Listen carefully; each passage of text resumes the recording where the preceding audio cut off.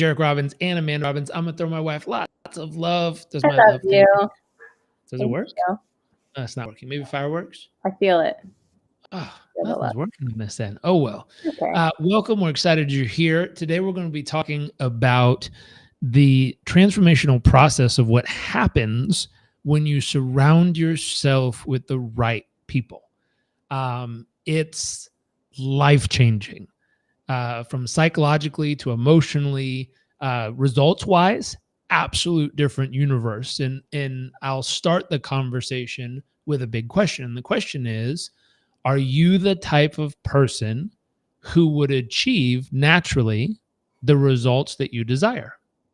We talked about needing to upgrade your identity yesterday. And for most of us, if we haven't spent time doing conscious work, doing thoughtful, directed, intentional work on our identity, often built by our neighbors, our friends, our parents, our community, the people around us, teachers, pastors, grandparents, uncles, and aunts. It's you've allowed other people to tell you who you are, and therefore, hopefully they said something good.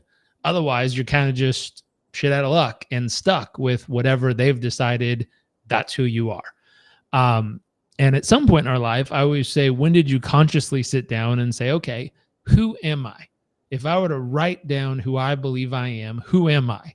And just write it out. Just write out who you believe you are, and then take that and put it side by side with your goals and say, okay, if I was reading a statement about a person that I was going to bet on, meaning do I bet that they're going to achieve these goals or they have no chance? And I'm just going to pretend it's not me. I'm going to read the statement of who this person is. This is who they think they are. They're nice, they're kind, they're funny, they're caring, they're creative, they're whatever you come up with. Is that person, if you had to bet every penny you had, do you think that person's going to achieve that goal that you have written down? What are the odds? What do you think's really going to happen?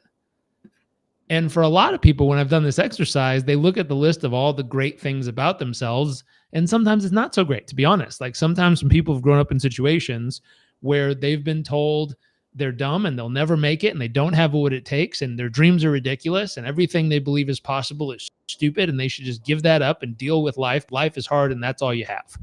Sometimes that's what people have been brought up with, truthfully. And so I don't know what your starting point was, meaning what people shared with you to start off your journey. But wherever you're at now, my question is, whatever you've decided, whoever you've decided you're going to be, if you wrote that down right now and you set it next to your biggest, most ambitious, most exciting and inspiring goals you have over the next 10 years, what are the odds that that person's going to achieve those goals? And if we were to say what we talked about yesterday, which was how would you have to rewrite who you are? How would you have to upgrade the version of who you are to become the type of person that would naturally achieve the dreams and visions you have? And if you do that work, that's step one. Have you done the work inside of your own brain, your own psychology, your own self to become the type of person who would naturally and obviously achieve those kind of goals and dreams and aspirations in life? If you have, then that brings us to today's discussion. Have you surrounded yourself with the types of people who naturally and obviously achieve those kind of goals? Have you stepped into the conversation where that is a normal, natural thing? That is a normal standard that everyone upholds. That is obviously what people do. People like us do things like this. And write down this phrase. I learned it from a brilliant marketer, Seth Godin, but he wrote down this phrase: people like us do things like this. Now, if I were to ask you to do the exact same thing that you just did with yourself, meaning you wrote down who you are, I need you to take your 5 closest friends, your peer group, and I need you to write down at the top of the page, people like us, ... and describe who you are. Describe with detail and clarity. Describe who you are as a tribe. people like us, dot, dot, dot, describe who we are. Do, and then once you have that first paragraph written, people like us, I need you to write the second paragraph.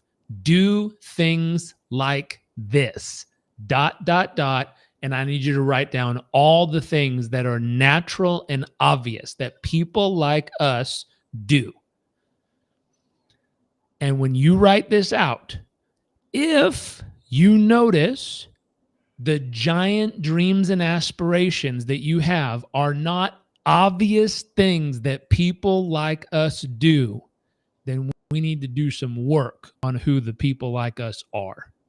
And that means either we need to upgrade who we are, upgrade our psychology, upgrade our habits, upgrade, and always starts internally. That's why I say with psychology, because if I take someone who doesn't believe they're worthy of making $50 million a year and I go out and help them make $50 million, they will find a way to make that disappear. They will sabotage it if they don't think they're worthy of making that much per year. On the other hand, I can take someone who believes wholeheartedly that they're worthy of making 50 million bucks a year, but they don't have the right habits or patterns. So I get them into the right habits and rituals and rhythms of $50 million a year, then they earn it and then they'll sustain it. They'll keep making it over and over and over and over again because they believed it's possible. They have the internal alignment. They just don't have the external behavior set up yet. So we just have to fine tune the actual habits and routines and behaviors. Once you dial it in, boom, they're off to the races. That goes to the same thing with having a phenomenal, lasting love life and relationship. That's the same thing with having incredible health and fitness. It's the same thing in having a deep and connected spiritual connection in your life. It's the same thing in any category. But have you done the work first on yourself? People like me do what? Where you know who you are and what someone like you naturally achieves. And then have you done the work on your peer group?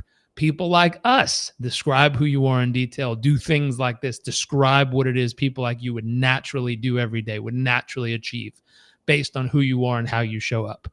Now, if you've done this, my question is, who do you need to surround yourself with in order to really be able to achieve those incredible goals that you dream of, that you aspire to, that you really want to make happen? And so my wife and I conspired a list of 5 different, let's say, traits these people you might want to make sure they have, and you might want to make sure you have. Because if you're going to be part of the tribe, you have to make sure you bring it to the table. You're not just waiting around for them to figure something out, but you're actually bringing it to the table yourself. So these are 5 traits you might want to get better at if you want to be included in groups like this. Do you want to kick us off with number 1? Yeah. Okay. So I have some questions though. Should we talk about some of the kind of beliefs or fears that people might have and then go into this, or just jump into it and then address the beliefs and the fears Sure, in the we can story? address the beliefs and fears. And let me ask, let me move over to the chat box. If you're watching live with us, what beliefs or fears might you have about this topic as we're diving in? That way I can see what you all are actually thinking as you're watching. And let's go. What do you think? What are some beliefs or fears you think people might have on this? I personally have experienced this. So one thing that's kind of interesting was before I met you, I was big into all things leadership. And so it was leading and guiding and, you know, rallying, championing people and bringing them together and moving towards this mission, right? And Yeah. so that was my like, I love that topic so much. And then I met you, and your world is more so in personal development and performance, and something that came along with that, that both, you know, from what I know, like I wasn't big into personal development. I did my own internal work, I did my own personal development, and then I was a leader, right? But this whole personal development industry, one thing I noticed in stepping into it, with you and your dad's world, is that peer group part, right? Yeah. And I remember the first thing that came up for me. And so I think it's important. I want to say it's important to address because I'm certain that I'm not the only person that ever felt this way or thought this way, which was, but wait, what about my friends? And what about like and I was never I actually undermined or I don't want to say undervalued, but I overlooked it because I was, whether it was the oldest child or always just a leader at heart of like, I will like go first and make it happen and like rally and come behind me and cheer people on and everything. So I was that person. The idea of this peer group part, I see the value now tremendously. Yep. I see it so much. I see that I'm able to do my best, give my best, show up at my best when I have people around me also playing at that level. And it's so rewarding. It's so fulfilling. So now I'm on the other side of it. But before I was there, I wanted to address like, what are your thoughts on if someone does struggle with like, for me, it was like what I was interpreting this as I have to let go of some people. I have to chop them, let them go, say goodbye. And that didn't feel very good, honestly, and I really struggled with that, and even then, like, I still do, but I'd love to hear just some of your thoughts if you can speak to that. I'm happy to, like, I had to do some internal work out of what that Sure. meant and everything, but the fear was, am I judging people? Am I Do I think I'm better than someone else? Like, I had so much fear and judgment when what would they how would that make them feel? Yep. Right? Ta Talk a little bit about that, because I think if we can So help uncover some of those fears and work through them, then we can better convey, you know, how to like, here's the next move to make, right? yeah. So let me break this down. So there's a few different ways to handle this. One, I'm a huge believer of the 33% rule. If you haven't watched the speech we did in Germany, it was a stadium of like 15,000 people. We went over there and talked to them. And one of the things I talked about, the power of peer group and the 33% rule, it's worth watching. It's a great speech, if I do say so myself. It was Um, standing but ovation. Are you kidding me? I was the thought is 33% rule. When you pick your peer group, it's not about everyone being perfect. It's saying, hey, can I find, if I'm going to transform my business, can I go find 33% of people? If I'm going to group of 10, I need three of them, three and a half, three, four people who are miles ahead of me on the journey that I can learn from. I can ask them questions. I can pay attention to what's working. I can figure out what they've done. I can reverse engineer whatever they've figured out. I can apply what they've applied to me. I can help them for mentorship. I can ask them for mentorship and guidance to navigate stuff. Can I find 33% of people who are at the exact same moment as me? So I can trade secrets with them. Here's what's working. That didn't work for us. Here's what I've seen. Have you tried this? Ooh, this one's taking off. Check this one out. I'm literally trading and passing knowledge and information back and forth of real time what's working right now at this moment. Let me put this in a different context. Let's say you're 100 pounds overweight and you're trying to lose weight. Hanging out with the person, only the one who's already lost the weight and is now sending those cool ab photos to you to try to inspire you is great. But sometimes they're too far apart results wise where you don't feel like they understand how you feel. They might used to have months ago or years ago, but they don't get it right now.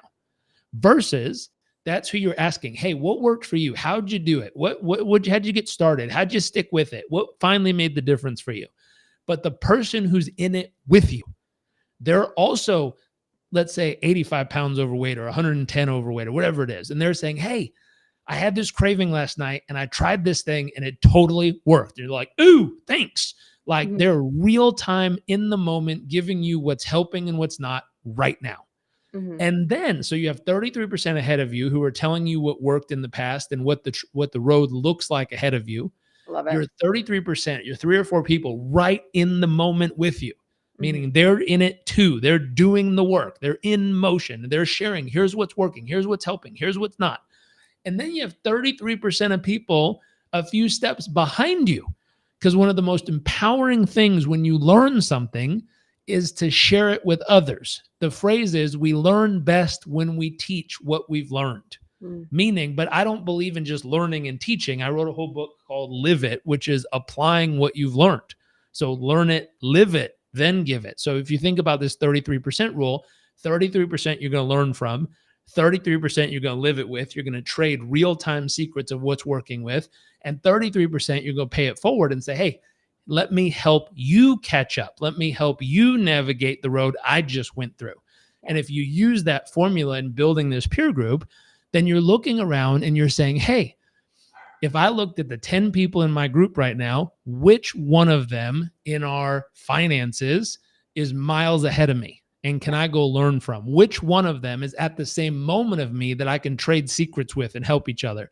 Which one is 5 steps behind me that I can help catch up? And so that concept of I don't want to be judging people, well, you have to look and figure out where people are. And once you know where they are, now you know, am I going to learn from them? Am I going to trade secrets with them? Or am I going to help them catch up if Yeah. they want to participate in the process? Yeah. And that could be in every category.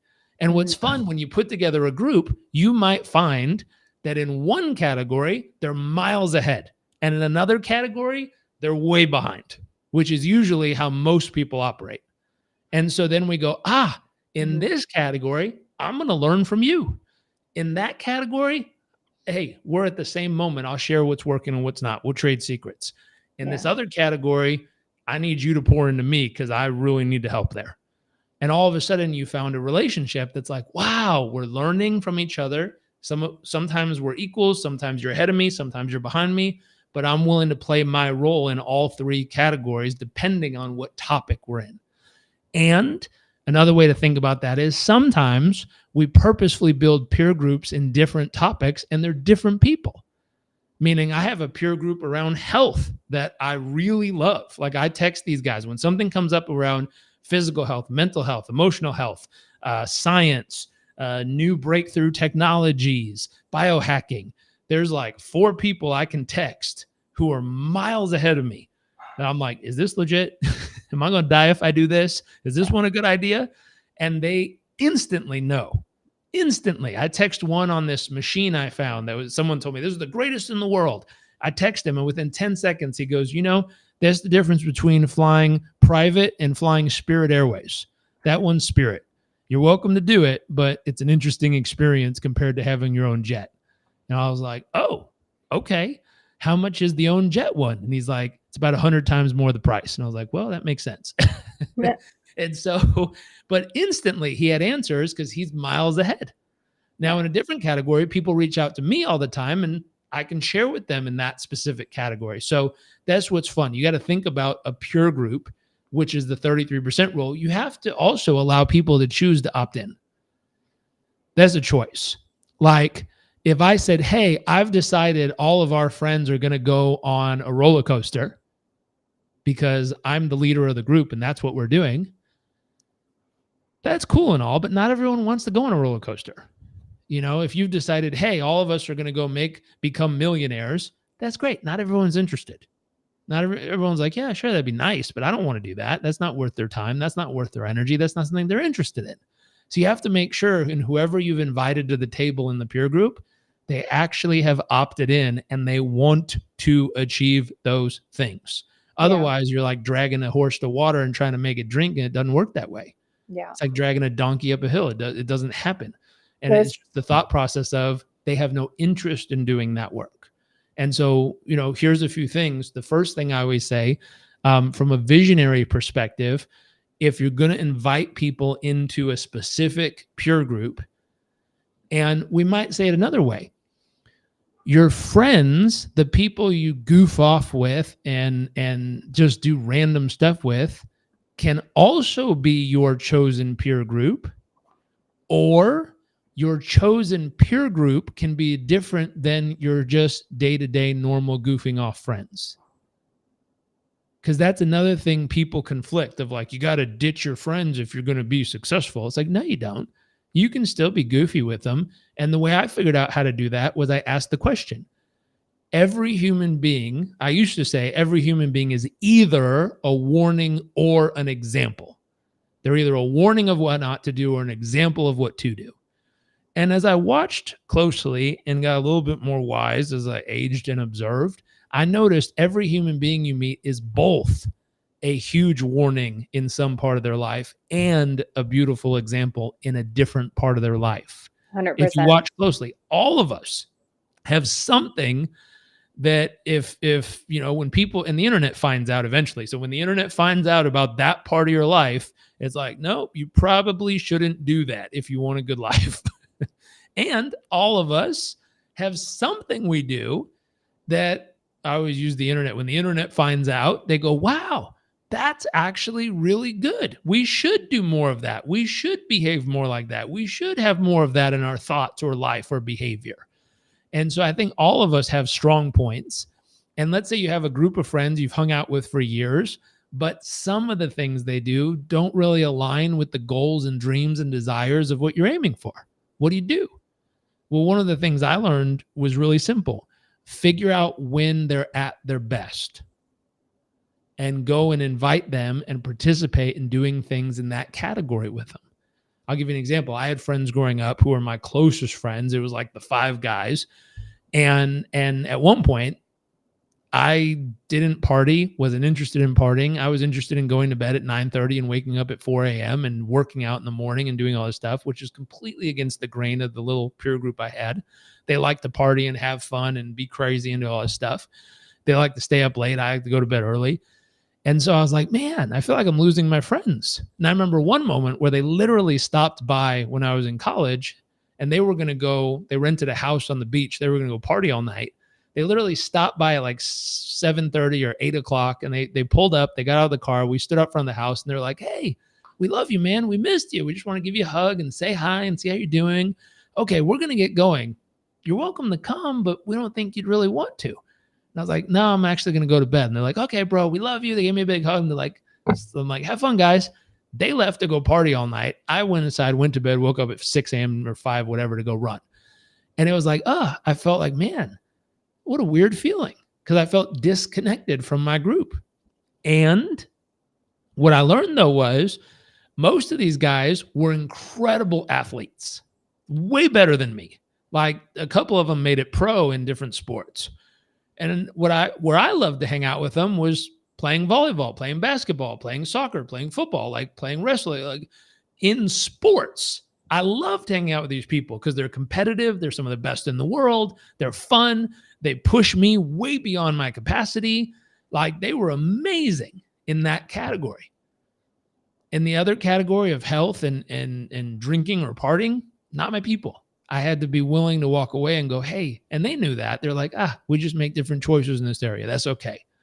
And so what I found out is find out when they're their best and step into that circle with them, which I had to try to keep up with them because they were so damn good. And so that thought of find when they're their best and choose to step into that moment with them. And that way you're getting the best of them and they're getting the best of you in that moment and in that category. And in other categories, if they want to come to the table, I'd love to share everything I know, but I'm not interested in doing that part with them because they made different choices and they have different priorities and different values. That's okay. I'll find a different group to hang out with my, 9 p.m. bedtime and 5 a.m. workouts kind of crew. Different group. Is that helpful, love?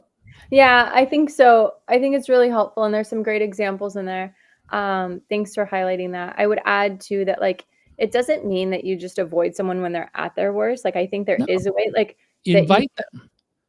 there is a way that you can still express your care for them, your love for them, Yep. and offer, to check in with them. And if they're ever going through something, to let them know that you're always there for them and to ask, how can I best support you? It's just simply being clear and true to your values and what is aligned with your values, because Totally. fulfillment and inspiration and drive and all those things really come from doing things in life that align with your values. So when you drop into someone else's values, you're going to feel out of integrity with your own heart and soul.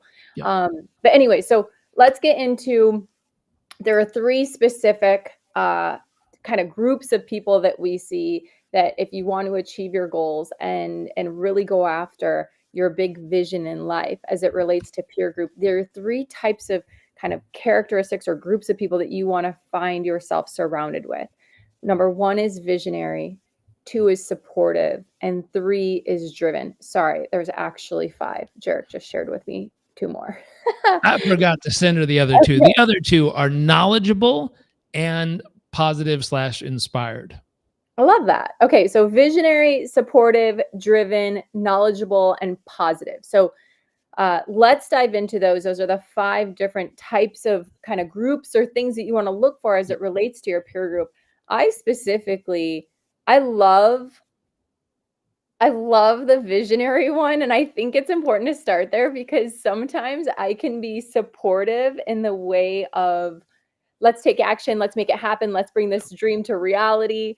And Jarek is actually a huge visionary, and he needs time to really be in that visionary mode before it's time to like take action and implement strategy or evaluate risk. And so I can see straight away with us how having other people around us that are visionaries has been tremendously helpful for us. I remember one time we were talking about, for example, doing an addition to our house, and it was started off small, like adding 500 square feet or something like that to it. And then in the blink of an eye, Jarek was standing next to another visionary type person, who is actually a phenomenal builder in our town. And it turned into be like a 2-story casita with like overlooking the ocean with that connected through a secret door into our master bedroom at the top floor so we could easily get access to the gym. And it was incredible. And I was like, this is so cool to be surrounded or to just observe visionaries. So imagine that too, because I don't know if you're anything like me, you may have grown up in a small town that didn't necessarily support shooting for the stars. It was more like play it safe and like get a job at Ford or like, which is great. Like my whole family, like a lot of them came from working in the automotive industry, being from Metro Detroit. Like that's very common and it's a safe bet. And you've got the union and benefits and insurance. And it wasn't shoot for the stars, right? So to be around people that really think bigger. I remember another time when we were in Fiji, a conversation about when your dad was building Namali, instead of just tearing down trees, which most developers would do, when he wanted to build, I think it was the Wassa Wassa Lodge or something. It was incredible. It was beautiful. Instead of just building and taking down the trees, he literally was like, I want us to pick up and move these trees and plant them over here. It wasn't chopping them down and mowing it down. It was like, that's vision. That's like, oh, that instead of that can't be possible, they say, how can we make that happen and how possible here? That's an incredibly valuable one. The second one is supportive. Yeah. This is something I love. I believe it was in the Simon Sinek book, Start With Why. And he talks Hold about on how one second. With the vision part, this is really important. You have to surround yourself with people that can see far beyond the limits of possibility of everything you're in. And this is where sometimes just stepping into a conversation that's much larger than what you're used to dynamically expands your vision of what's possible. I was on the phone yesterday with a guy who was talking about these incredible marketers and salespeople who, in one speech, can generate $20,000 in sales, and in a 3-day event can generate $1 million in sales, and that's a certain level of conversation. It's inspiring and exciting and incredible to hear what these people can achieve. And then this morning, I was on a call with a friend and partner of ours who is talking about the ability to access and raise more or less $200 million in capital, with the goal of raising a $2.8 billion fund. And I was like, those are two completely different conversations. Like universally different. One person's talking about making $20,000 or $1 million is like the pinnacle, the peak, the capital of achievement, the peak of success, the top of what's possible. And the other person's talking nonchalantly as if it's normal about, here, I've got the seed capital for 200 million bucks, and if our target's 2.8 billion, here's what we're going to do to get there. They're talking about it as if it's normal, both of them. As if it's normal, as if that's just a normal conversation.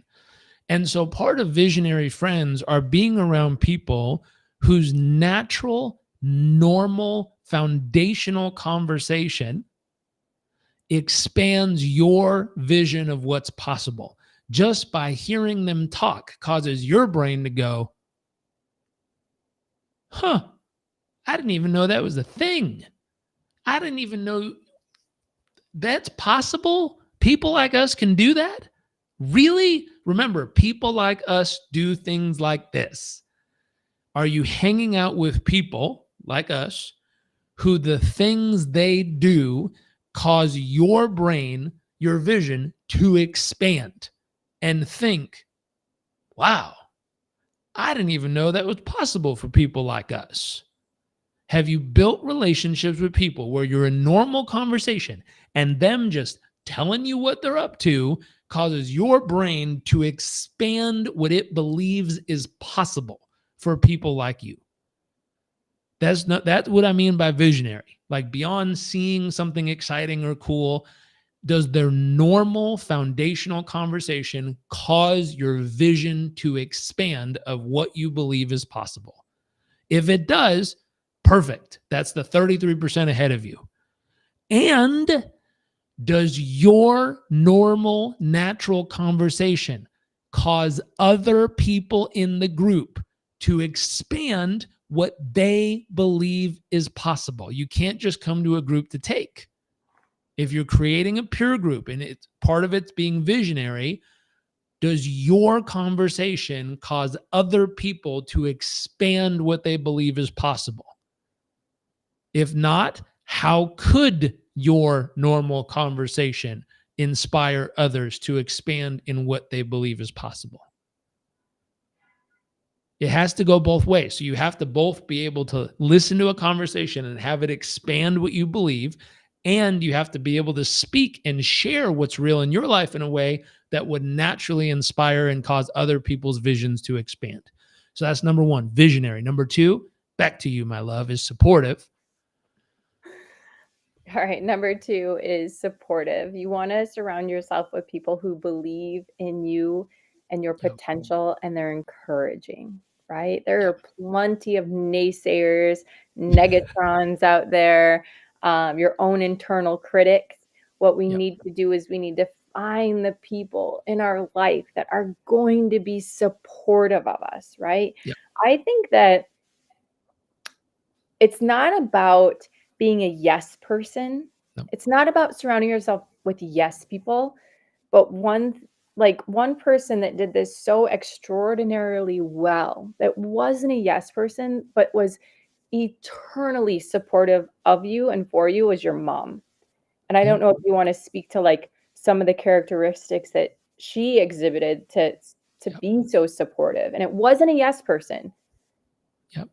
There's a difference. There's a difference between blind optimism and eternal support. Mhm. Blind optimism is, you have someone who is 300 pounds overweight saying they're going to win the Olympic gold against Usain Bolt. Like, to have blind optimism, as you call it, a yes person who's like, oh yeah, my baby's going to do it. Like, not really. Like that's optimistic. It's very supportive and kind. But the truth is, it's not likely. It's not likely going to actually realistically turn into anything. That's blind optimism. That's rosy colored glasses. That is just being a yes person, just being like, oh yay, everything ain't gonna work. But eternally supportive is the type of person that believes in your potential so much that when you get your face kicked in by life, they speak life back into you. Yes. They look at you and say, you have what it takes to stand up and try it again. Believe in yourself, get up and do it. Mm. They don't tell you that shoot for the moon and let's see what happens. They're not blindly supporting you. They're believing in the fact that who you are is capable of accomplishing the thing you're going after. They believe and they're able to speak to the deep truth inside of you that says you have what it takes. Get up and do it again. And that is a rare quality that you need to surround yourself with. If you're going to go after something big, you inevitably are going to get your ass kicked some of the time. something's going to happen that's going to knock you down. Something's not going to work out. Something's not going to go the way you want it to. That's part of life. Do you have someone who is eternally, deeply, truly believing in you, that looks you straight in the eye when you think you don't have what it takes and you might not be cut for this and you might not be able to do it? Does that person look you straight in the eye and says, listen to me, you have what it takes, stand up, learn, try it again, go? Do they believe in you enough to support you? And support meaning help you stand back up, push you back in the right direction, believe into you, speak life back into you to the point that you actually try again. That's what I mean by support. I don't mean someone who blindly tells you you're amazing when you're not. I mean someone who believes in your character, believes in the depth of your soul, that you have more than even you know inside of you. And if you can unleash some of that, if you can tap into some of that greatness inside of you, you will be able to overcome that thing that keeps kicking you down right now. But you have to have someone who can speak that life into you, who can see that potential, who can call forward that potential from inside of you and actually bring it back to life. I've been blessed to have some of that gift inside of me, where it comes out most when I work with my clients. I have one-on-one coaching clients come and meet with me and tell me about some big dream they have. And two things. One, for some reason, I'm able to see what they see, and my brain can see beyond usually what they see. They can say, hey, I think I can make $1 million. I'm like, I bet you can make 100 million based on this. Watch, let me put the math together and show you. And they'll go, how did you know that? Are you in my industry? How could you see that? And I'm like, I have a visionary piece of me that if I can understand enough about what you're doing, my brain will naturally expand into what's possible or what is beyond what you think is possible. The other piece, though, is I also have that supportive piece. I'll warn you, you're going to get your ass kicked. You're going to get knocked down. It isn't going to work all the time. It might be hard at some times. Great. I know how to speak that. Awesome. Cool. Someone comes and like, you don't understand. It all fell apart. I lost it. It didn't work. I got knocked down. Great. What are we going to do? Let's go. Stand back up. You have it. Let's go. Keep moving forward. What do we learn? What can we do better? How will we do it? Go now. Let's do it. Move. I have that. My mom taught me that. It's one of the greatest gifts she imparted in me, is the ability to see that in myself, to see that in others, and to speak to it and bring that alive. My dad also is very good at that. Third one is driven. You have to surround yourself with people who are driven. The ones who, you hear these phrases, leaders are readers. People who are driven to learn more, be more. They're excited. They're passionate. They're my dad uses the word hungry. They're people who have a strong work ethic, and they are determined to find a way to get the result. They're determined to succeed. They're determined to make it happen. They don't care if they have to wake up early or stay up late. Their brain does not work in the 9 to 5 realm of, oh, the whistle blew, I'm done. They work in the realm of, I'll stop when it's done. And they will find a way, make a way, create a way. One of the favorite books we read with our son is Going on a Bear Hunt. And it's my favorite book. You know, we're going on a bear hunt, going to catch a big one. Uh-oh, there's some tall grass. We can't go over it. We can't go under it. We got to go through it. And then you make the squishy, squashy noise as you go through. But it's the concept of you can't go over it. You can't go around it. You can't go under it. You have to go through it. Do you have the type of people you're surrounded with that are driven? And there's 3 parts. Are they capable? Do they have the skill set? Are they willing? There's a lot more people that have the skill set and a lot less people who are willing to do what it takes to get the result. It's not how capable they are, because there's a lot of capable people who are not willing to do what it takes to get the result.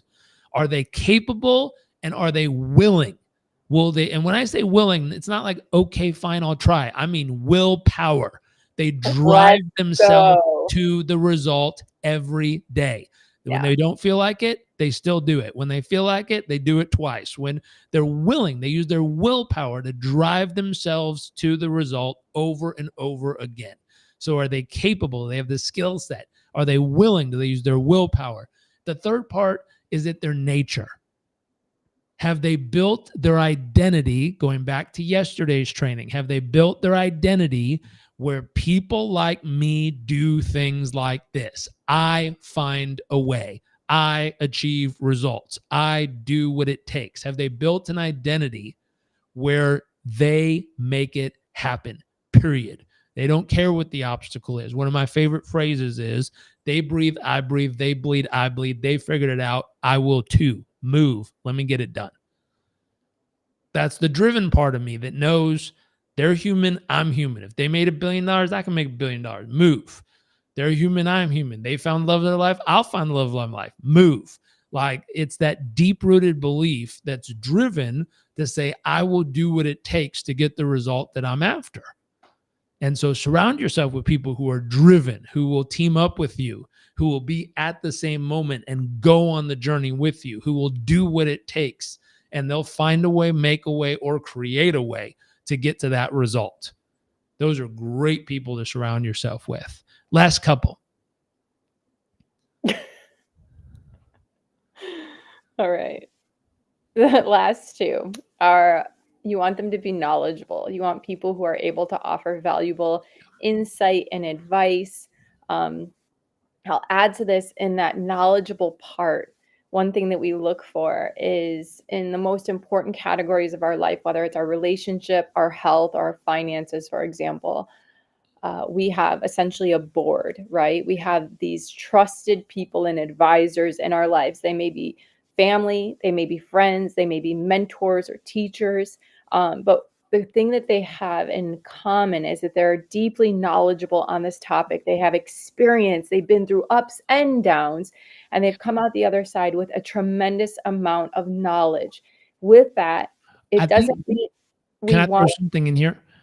yes, It's knowledge, but it's also wisdom. What you're describing, wisdom. They've done it, they've experienced it, they've navigated it, they've done it where it's worked, they've done it when it's not worked. They're wise enough to know how to apply the knowledge, not just knowledgeable because they've read books on it.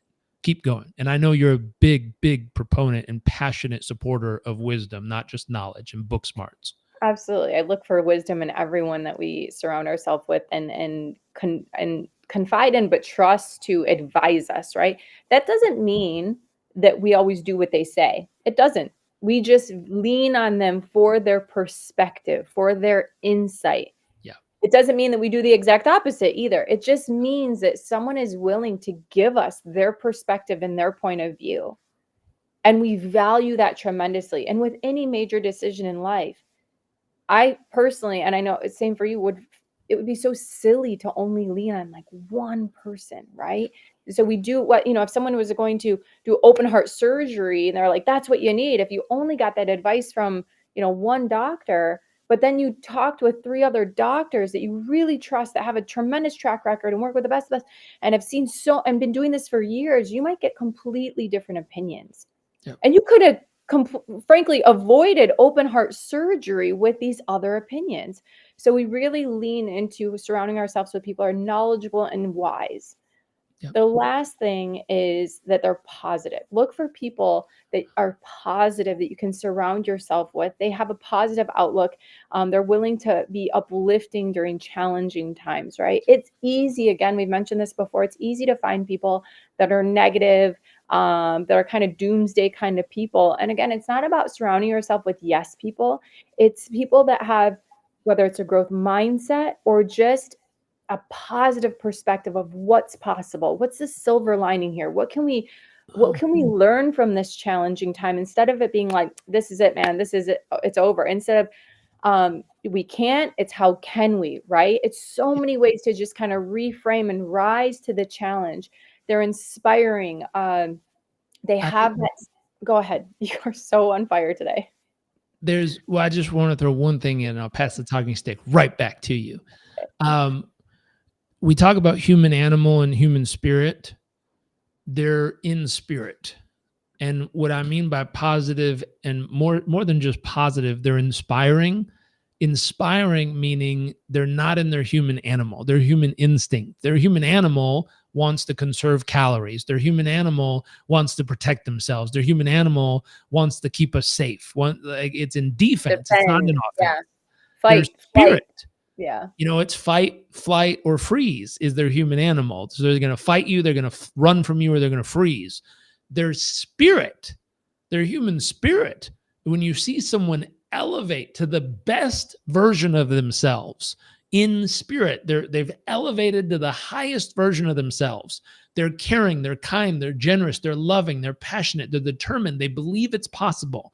And so when I look at surround yourself with positive people, what I'm really trying to say is surround yourself with people who have elevated the human spirit, who are the vibrating at the highest level of their own consciousness, who are vibrating at the highest level of who they are in human spirit form, and they have your back. They bring that spirit of positivity, of anything's possible, of let's do it, let's try, let's go after it, we have this, let's go. They bring that spirit of positive, powerful, impactful, energizing selves to the table, and they charge up the entire group with that kind of energy.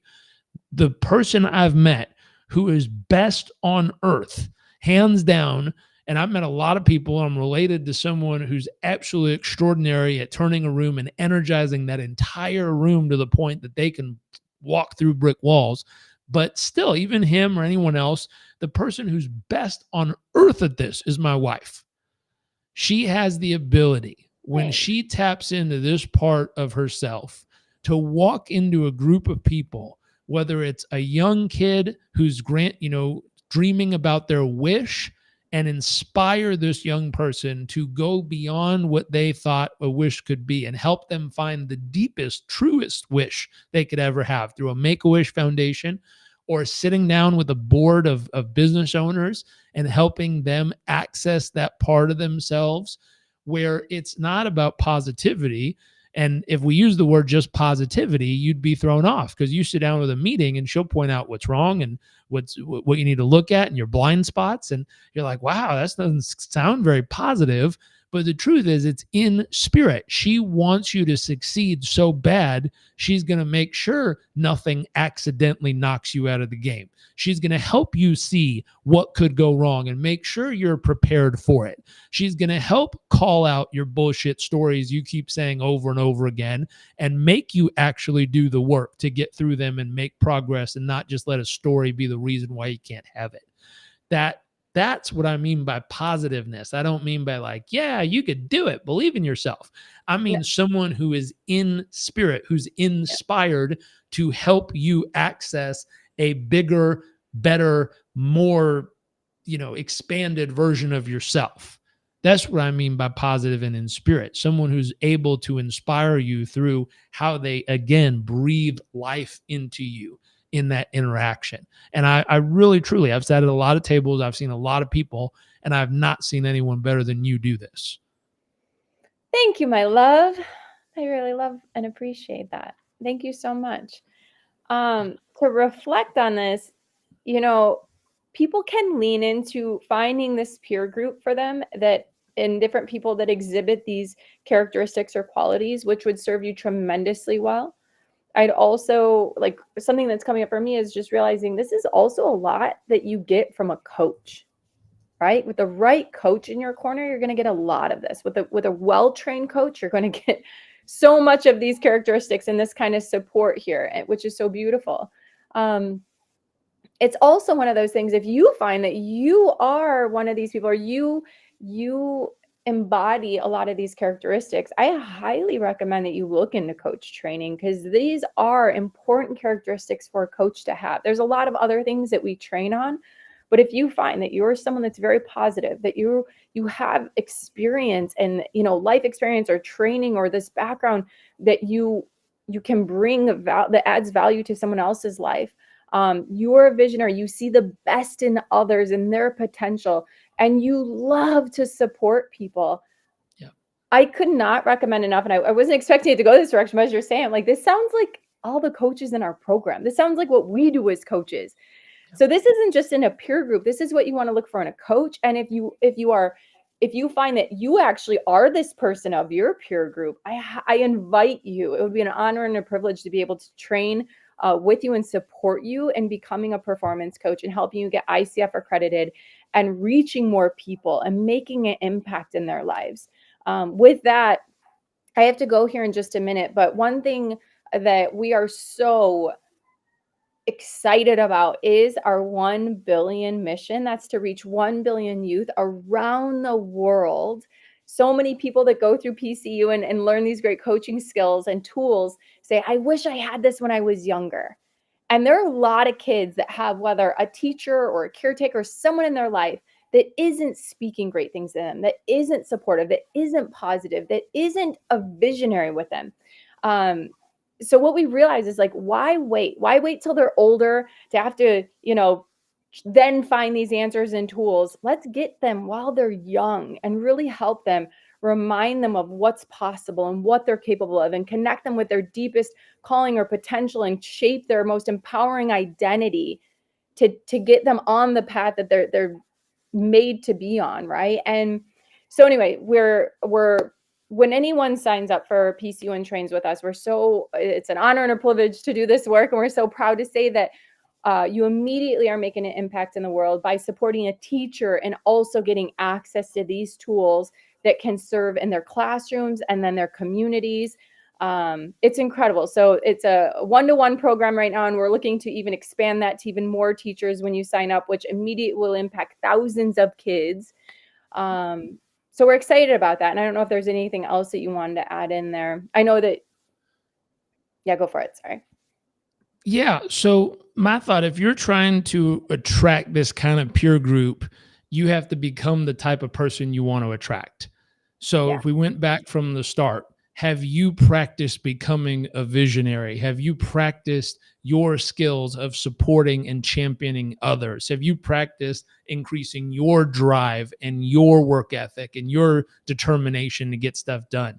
Have you become a knowledgeable expert and a mentor of sorts where you have deep, true, firsthand experience that you're willing to share with others?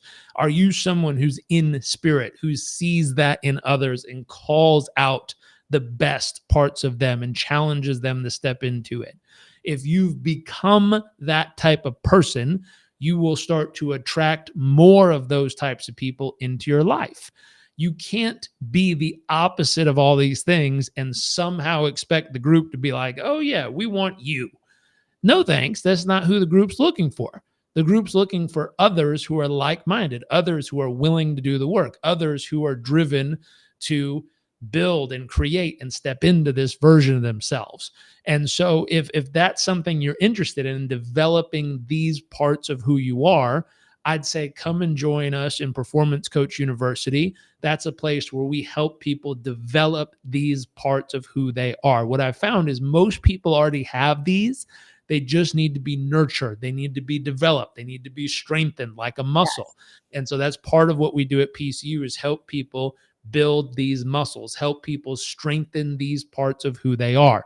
If you're interested in that, all you have to do, no matter where you're watching this live, just send me a DM that says, I want to become a coach, and I'll send you all the details of how you can come apply and join us. We'd love to have more people like you come and join us to develop more of these traits in you. Anyways, both of us have to wrap up. Thank you Yep. for tuning in and watching. If you found this useful, please share it.